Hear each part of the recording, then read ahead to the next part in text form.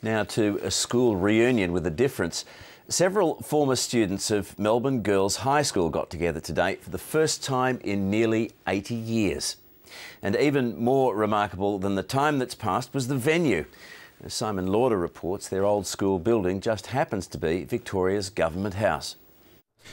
During the worst years of the Depression, Victoria had no governor in residence, which is just as well, because the Melbourne Girls High School building had just been condemned and these ladies needed somewhere to learn. Today they returned for morning tea with the governor. And it's absolutely wonderful to welcome you back to your old school. Between 1931 and 1933, the Government House kitchen was a science lab and the state drawing room was full of desks. We're not allowed to touch.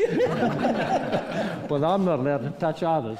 It wasn't all class either. Lots of little rooms we were allowed to use, and the servants' quarters. And we enjoyed the bushland. It was out at the back of Government House where we could sit down in the grass and have our lunch. We were not allowed upstairs into the tower. That was one area. No go. Their modern-day counterparts are clearly impressed. I couldn't even imagine just walking into Government House for school every day. Would have been it's like another incentive incredible. to go to school. It was just a schoolroom.